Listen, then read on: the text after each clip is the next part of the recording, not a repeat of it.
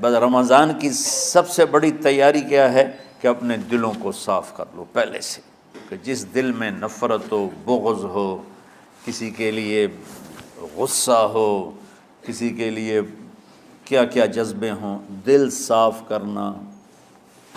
ہمارے گھروں میں روزانہ جھاڑو ہوتا ہے، یہاں مدرسے میں روزانہ صفائی ہوتی کہ نہیں ہوتی؟ چونکہ دنیا کی اصل گندگی ہے تو جھاڑو ہاتھ سے نہیں چھوٹ سکتا۔ حرم شریف میں دیکھا کیسے چاروں طرف خدام پھر رہے ہوتے ہیں برش لے کر، تو دل پہ غبار ایسے آتا ہے جیسے صحن میں غبار آتا ہے، دل پہ گندگی ایسے آتی ہے جیسے صحن میں آتی ہے۔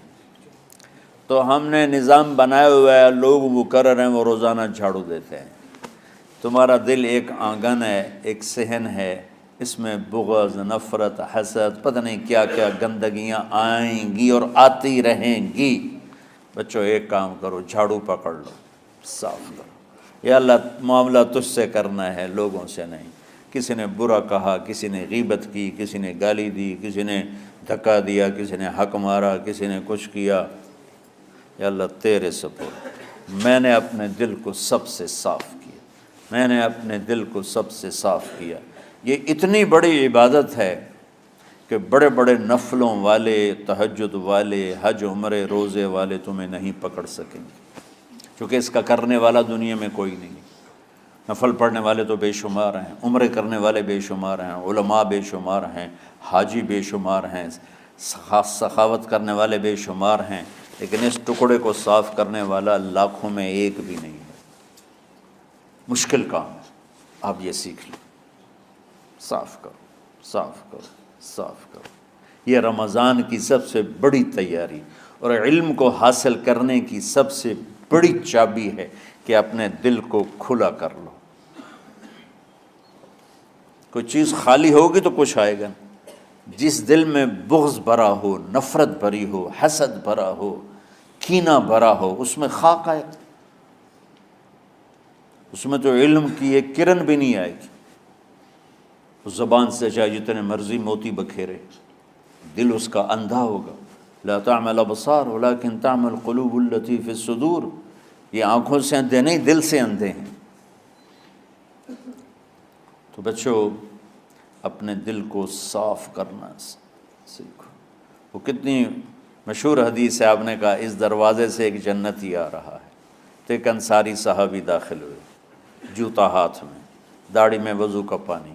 اگلے دن اس دروازے سے ایک جنتی آ رہا ہے، تو ایک صحابی آئے، ہاتھ میں جوتا، داڑھی میں وضو کا پانی۔ وہی صحابی اگلے دن اس دروازے سے ایک جنتی آ رہا ہے، تو وہی صحابی 3 دن جنت کی بشارت لی۔ اس صحابہ کی جماعت میں ایک شخص ہیں جن کا نام ہے عبداللہ بن عمرو بن عاص۔ ان سے بڑا عبادت گزار صحابہ میں کوئی نہیں تھا، نہ سابقین میں نہ متاخرین میں، نہ پہلوں میں نہ بعد والوں میں۔ ان کی عبادت کیا تھی؟ ساری رات جاگنا، سارے دن کا روزہ، اور ایک ختم قرآن صبح سے شام تک۔ اتنی اللہ نے طاقت دی تھی۔ پھر وہ غلوب والی بات آ گئی، ایکسٹریم ہونے والی بات آ گئی۔ ان کی شادی والی رات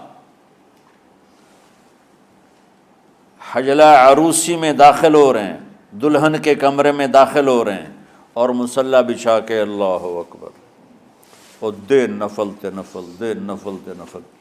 تو ان کی بیگم نے دیکھا تو وہ بھی خیر کا زمانہ تھا، انہوں نے بھی وضو کیا اور پیچھے مصلی بچھا کے وہ بھی فجر تک نفل پڑھتے رہے۔ صبح ہوئی تو حضرت عمرو بن عاص رضی اللہ عنہ نے پوچھا بیٹی رات کیسی گزری؟ کہا جی ماشاءاللہ آپ کے بیٹے تو بڑے عبادت گزار ہیں، ساری رات نفلوں میں ہی گزری۔ تو وہ ان کو شکایت کر دی۔ حضرت عمرو بن عاص کو اتنا غصہ چڑھا، وہ بیٹے کو تو کچھ نہیں کہا، کتنی حکمت کی بات ہے، سیدھے گئے اللہ کے نبی کے پاس، یا رسول اللہ یہ عبداللہ دیکھیں کیسا نادان ہے، اس کی شادی کی ساری رات نفل پڑھتا رہا۔ تو آپ کہتے ہیں ماشاء اللہ کتنی بڑی بات ہے، نفلوں میں گزر گئی، رات بھی نفلوں میں گزر گئی۔ تو آپ نے حضرت عبداللہ بن عمر کو بلا کے ڈانٹا کہ تو نے مہینے میں 3 دن روزے رکھنے ہیں، بس اس سے زیادہ نہیں رکھنے،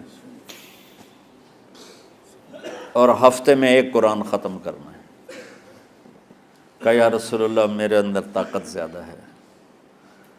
پھر اچھا 15 دن روزے رکھنے، کہ نہیں میرے اندر طاقت زیادہ ہے۔ آپ اس کو تھوڑا تھوڑا کر کے گھٹاتے رہے، اور وہ ہر دفعہ نہیں یا رسول اللہ میرے اندر طاقت زیادہ ہے۔ تو آخر میں آپ نے کہا اچھا چلو صوم داؤدی پہ آ جاؤ، 1 دن روزہ رکھو، 1 دن افطار کرو، اور 3 دن سے پہلے قرآن ختم نہیں کرنا۔ تو آپ نے اس کو پیچھے کیا۔ یہ بیٹھے تھے اس محفل میں، ان کے دل میں آیا کیا یہ بزرگ مجھ سے زیادہ عبادت کرتا؟ رات میں ساری جاگتا ہوں، دن روزہ رکھتا ہوں، 1 ختم کرتا ہوں، تو جنت کی بشارت تو مجھے ملنی چاہیے تھی، ان کو کیسے مل رہی؟ یہ کسی کتاب میں نہیں لکھا کہ یہ ان کا جذبہ تھا، لیکن جو کہ میں ان کی سیرت کو جانتا ہوں تو مجھے خیال آتا ہے کہ ان کی نفسیات میں یہ بات آئی ہوگی، چونکہ صرف انہی کو خیال آیا کہ میں جا کے دیکھتا ہوں کہ یہ بزرگ کیا کرتے ہیں۔ تو ان کے پاس پہنچ گئے، چاچا ذرا، وہ ادھیڑ عمر تھے، چاچا وہ میرے ابا تھوڑے ناراض ہیں، تو کچھ دن آپ کے پاس گزار لوں؟ کا بیٹا بسم اللہ آ جاؤ۔ اب رات ہوتے ہی عشاء کی نماز پڑھ کے انہوں نے جلدی سے چادر اوپر لی اور یوں سراغ کر کے ان چاچے کو دیکھنے لگے ایسے کر کہ اب یہ کیا ساری رات سجدہ کرے گا، اور ساری رات روتے روتے روتے روتے مصلی گیلا ہو جائے گا، یا ساری رات رکوع کرے گا، ساری رات قیام کرے گا، ساری رات قرآن پڑھے گا، اس تصور سے یوں دیکھ رہے۔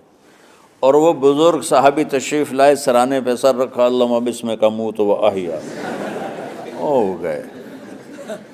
اب یہ دیکھ رہے ہیں ابھی اٹھیں گے، ابھی اٹھیں گے، ابھی اٹھیں گے، اٹھے نا، فجر کی اذان پہ اٹھے۔ اب یہ تو حیران پریشان ہو گئے کہ یہ کیا ہو؟ اس زمانے میں تو منافق تہجد نہیں چھوڑتے تھے ڈر کے مارے کہ پتہ نہ چل جائے ہمارے کفر کا، تو یہ چاچا جنت بھی لے گیا تو ستا بھی پیا کہ چلو کل دیکھوں گا۔ اگلی رات پھر چادر سر پہ کر کے اور یوں سوراخ کر کے لیٹے ہوئے اور دیکھ رہے۔ چاچا پھر تشریف لے اور سرانے پہ سر رکھا، اللہم بسمک اموت و احیا، ہو گئے۔ فجر کی اذان پہ اٹھے، یہ اور پریشان ہو گئے کہ میرا نبی کا فرمان تو سچا ہے، اس میں تو شک بھی کفر ہے، لیکن عمل کیا ہے جس پر اس کو جنت کی بشارت ملی؟ 2 رکعت نفل بھی نہیں۔ اور آج کے دور میں تم میں سے ماشاءاللہ اکثر بچے تہجد پڑھتے ہیں کہ 1 رات اور دیکھوں گا، تیسری رات اللہم بسمک اموت و احیا، ہو گئی ساری رات۔ تو تیسری رات پھٹ پڑے عبداللہ بن عمر، کہنے گے چاچا میری ابا سے کوئی لڑائی نہیں تھی، 3 دن میں تیرے بارے میں سنتا رہا، جنتی جنتی جنتی۔ میں دیکھنے آیا تھا کہ آپ کیا کرتے ہیں، آپ تو کچھ بھی نہیں کرتے ہو، ساری رات سوتے رہتے ہو، اب کیا کرتے ہو؟ ان کا بیٹا یہی ہے جو تم نے دیکھا ہے۔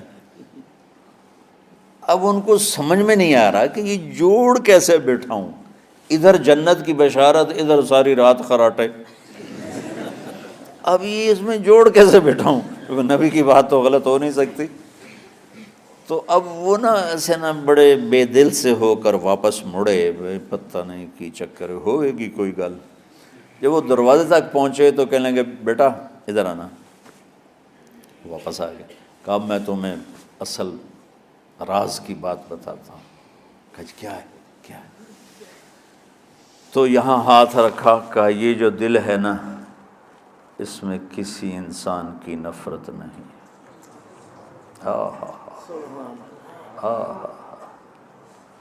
اور جب اللہ کسی کو رزق دیتا ہے، عزت دیتا ہے، مجھے کبھی حسد نہیں ہوا، مجھے خوشی ہوتی۔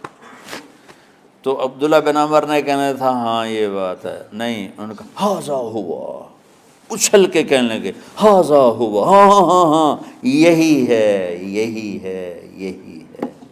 پھر کہنے لگے چاچا پر یہ میرے بس کا نہیں ہے، کون کرے گا یہ؟ اتنے بڑے آدمی ہو کر کہہ رہے ہیں کہ یہ میرے بس کا نہیں۔ تو بچوں، دنیا میں جنتی بننا ہے اور علم اللہ سے لینا ہے تو اسے صاف کر دو، سب کی نفرت سے۔ اس نے مجھے یہ کیوں کہا، اس نے مجھے یوں کیوں دیکھا، اس نے میرے بارے میں یوں کیوں کہا، اس نے میرے بارے میں یہ کیوں لکھا۔ جس کی تعریف ہوتی میری کتنی برائی ہوتی، صرف تعریف تو نہیں ہوتی، بھرا پڑا سوشل میڈیا مجھے گالیاں دیں۔ اللہ کے فضل سے میرے دل میں ایک ذرے کے برابر کبھی کوئی منفی جذبہ نہیں آیا، آئے تو میں دھو کے صاف کر دیتا ہوں، یا اللہ میں نے اپنے دل کو صاف کیا، میرا معاملہ تیرے ساتھ ہے، کسی کے ساتھ نہیں۔ یہی آپ رمضان کی سب سے بڑی تیاری، علم کے حاصل کرنے کا سب سے بڑا ہتھیار آپ کو یہ نہیں ہے کہ تمہیں کتابیں یاد ہو جائیں، تمہیں اشعار یاد ہو جائیں۔ تو ساری امت سے کہتا ہوں رمضان کا استقبال کرو دلوں کو صاف کر کے، نفرتوں کو مٹا کے، مذہبی نفرت، دنیاوی نفرت، رشتوں کی نفرت، بول چال کی نفرت، سیاست کی نفرت، لین دین کی نفرت، ان سب سے اپنے دل کو صاف کرو تاکہ رمضان میں اللہ نے علم اتارا، اللہ تعالیٰ آپ کو علم عطا فرمائے، اور باقی لوگ جو عام دنیا میں زندگی گزار رہے ہیں ان کے دلوں میں اللہ رمضان کا نور اتارے اور ہدایت کا نور اتارے۔ یہ سب سے بڑی تیاری ہے اس کی۔ اور کسی سے گلہ ہے، غصہ ہے، ناراضگی ہے، کسی سے بولتے نہیں ہو، ابھی سے شعبان آ چکا ہے، آپ شعبان سے رمضان کی تیاری شروع فرما دیتے تھے، تو اس کی تیاری کیا ہے؟ وہ دلوں کو صاف کرو، معاف کرو، معافی مانگو، تمہارا قصور نہیں پھر بھی معافی مانگ لو، دلوں کو صاف کرو، اور اللہ سے سخاوت مانگو کہ اللہ کو سخی بھی پسند ہے اور صاف دل والا بھی پسند ہے۔